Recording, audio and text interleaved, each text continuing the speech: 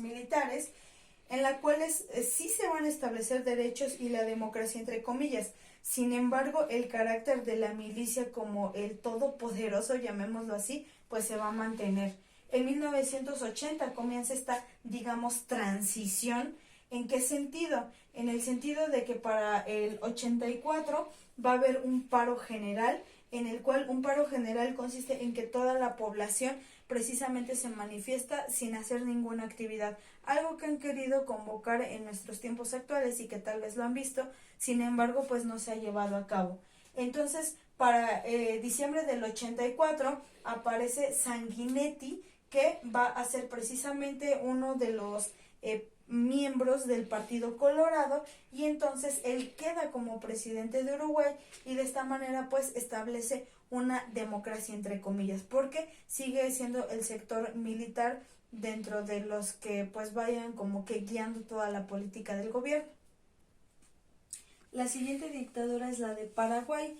Paraguay va a estar a cargo de un militar llamado Stroessner, que obviamente va a ingresar a Paraguay desde el año de 1954.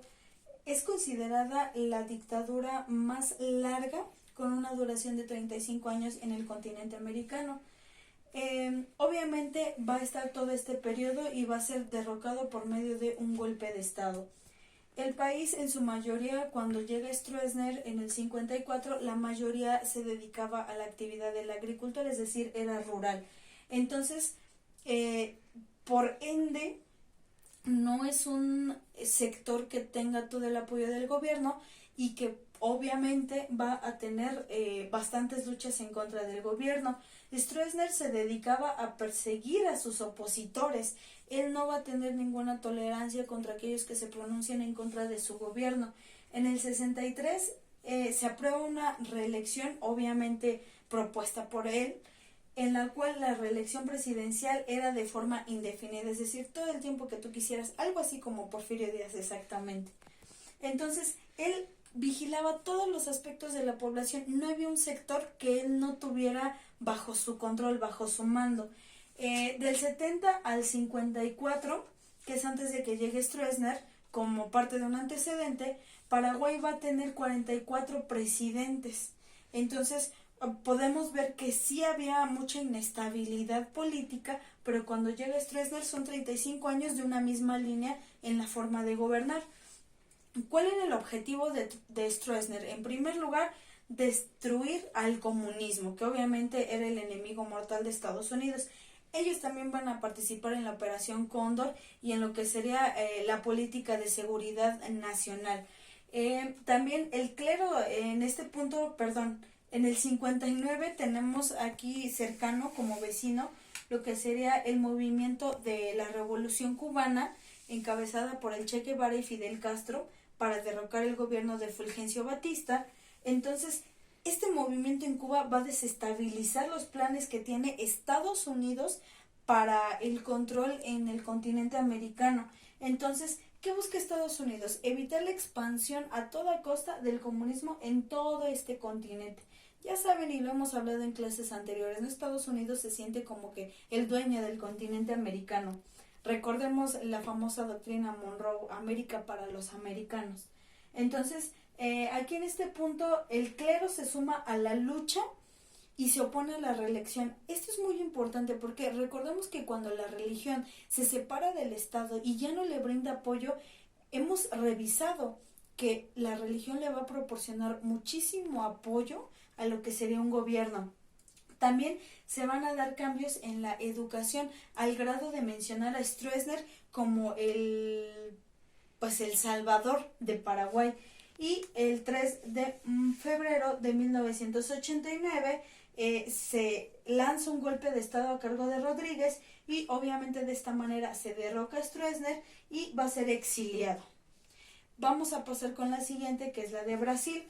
En el caso de Brasil se va a dar una relación entre la dictadura y el poder económico, porque todos los empresarios que tenían bastante poder económico en lo que sería Brasil van a apoyar toda la dictadura. Para el 61, João Goulart era el presidente. Él tenía bajo su mando o contaba con el apoyo de empresarios, obreros y campesinos. es decir, básicamente tenía a todos los sectores de la población. Pero después, y conforme va avanzando su gobierno, estos dos sectores se dan cuenta de que como que hay muchos beneficios para ellos que no se está viendo reflejado en ellos dos. Obviamente aquí va a tener un punto en su contra Brasil, que no apoya a Estados Unidos para que pudiera tener una cierta intervención en Cuba, ¿no? Derivado de la Revolución Cubana, que apenas tenía 2 años. El 31 de marzo del 64, los militares van a tomar el poder y derrotan a João Goulart. Pero también ellos siguen llamando a las elecciones por medio de los dos partidos. Uno que era, digamos, conservador y el otro liberal, llamémoslo de esta manera, como ejemplificando. Para marzo del 64, gracias a este golpe de estado, asume la presidencia Humberto Castelo Branco. Entonces, durante este periodo va a iniciar algo similar a lo de los, llamémoslo, felices años 20, que se va a parecer a otro país que ahorita vamos a revisar, y se va a llamar el milagro brasileño. Durante este periodo, Brasil llega a ocupar el 8º lugar en la economía mundial. Sin embargo, esto sería en el sector industrial, pero por parte de lo que sería ya el resto de la población había miseria y hambre. Entonces se va a crear un plan de ajuste. ¿Por quién creen? Por el Fondo Monetario Internacional. Les dan esta recomendación a Brasil para que no tenga una crisis y le dice, lo que tienes que hacer en primer lugar es reducir los salarios. Vaya forma de combatir una crisis económica. Y va a ser la primera en implementar la política de unidad nacional, que obviamente ya mencionamos que va a implementar Estados Unidos. Entonces, curiosamente aquí esta se da antes de lo que sería la de Uruguay. Aquí aparece lo que es Mitrione, que recordemos que era un agente de la CIA, pero que le encantaba la tortura y que era muy bueno en ello. Entonces, a él lo van a mandar a traer para que precisamente persiga a todos los que están en contra de la dictadura y pues de esta manera se acabe con los opositores. La clase media se va a enfrentar a la dictadura, algo bastante importante, porque quiere decir que entonces ni la clase media está recibiendo estos beneficios que se le dan a ellos, y apoya de cierta manera a Chile y Uruguay dentro de lo que serían estos golpes de estado.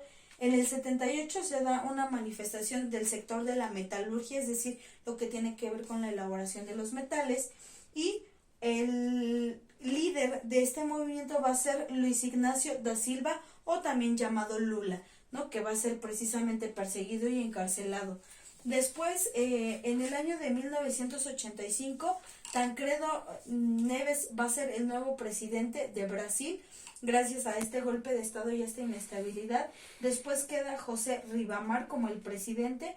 Él va a defender el régimen, llamémoslo dictatorial, pero sí con algunas ampliaciones en unas facultades. No se le va a quitar la fuerza a los militares, obviamente, y para 1989 ingresa como presidente Fernando Collor, y con esto diríamos que termina la dictadura en Brasil. Y para finalizar esta clase tan extensa, vamos a ver el caso de Venezuela.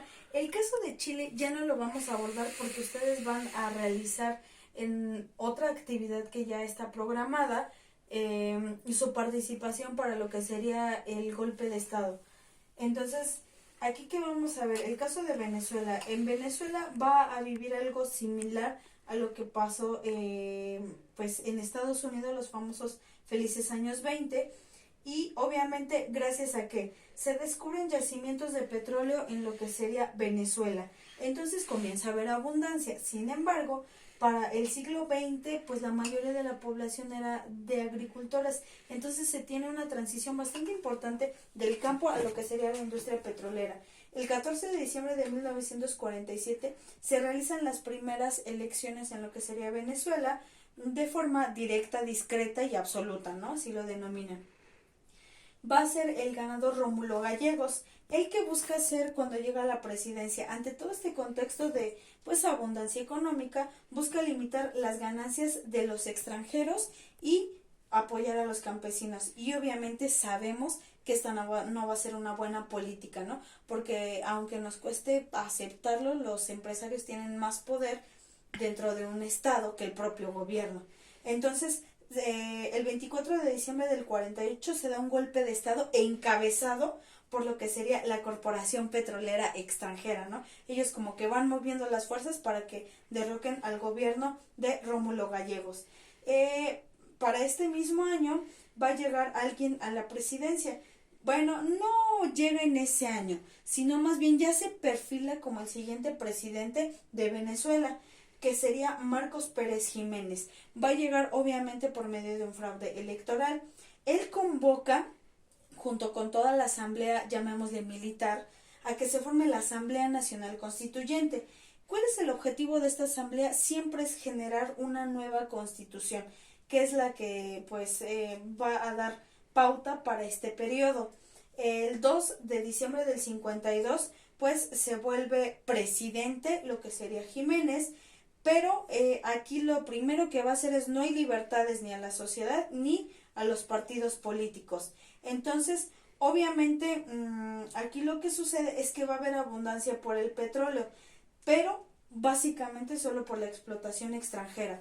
¿Qué genera esto? Que aumente la pobreza. Hemos visto que las empresas extranjeras pues obviamente no van a dar, digamos, el pago justo a lo que serían los empleados, sobre todo si no son de esa misma nacionalidad de las empresas, ¿no? Entonces, aumenta la pobreza. ¿Y qué sucede aquí? El 1 de enero del 58 se intenta quitar a Pérez Jiménez por un golpe de estado, pero también vamos a tener como varios antecedentes que más bien como varias consecuencias, perdón. El 21 de enero del 58 se presenta una huelga general en la cual obviamente lo que se busca es que la población se manifieste en contra de lo que es Jiménez y que se vaya. Sin embargo, para este contexto, durante esta década va a tener un fuerte opositor Venezuela en la cuestión del petróleo, que va a ser pues el mundo árabe. Entonces le comienza a hacer competencia, ya no es el único que provee, entonces comienza una desestabilización de lo que será el precio del petróleo y por ende de los ingresos económicos en Venezuela. El 23 de enero del 58, pues ante todo este contexto, sale Jiménez de la presidencia y para el 7 de diciembre de este mismo año, Rómulo Betancourt va a ser el que quede a cargo de la presidencia en Venezuela. Y bueno, de esta manera es como se termina el tema de lo que sería pues todo este contexto de militarismo en América Latina y en específico de las dictaduras latinoamericanas. Este es el material con el que ustedes van a hacer la siguiente actividad. Por favor, les pido que revisen ahí cuál es la tarea que tienen encomendada para lo que es esta clase. Por favor, si tienen dudas, revisen antes lo que es toda la forma de trabajo para que sepan hasta qué hora me pueden mandar un mensaje, chicos. Cualquier duda, pues estoy ahí para si tienen duda con cómo se va a hacer la actividad o con respecto a lo que yo acabo de mencionar.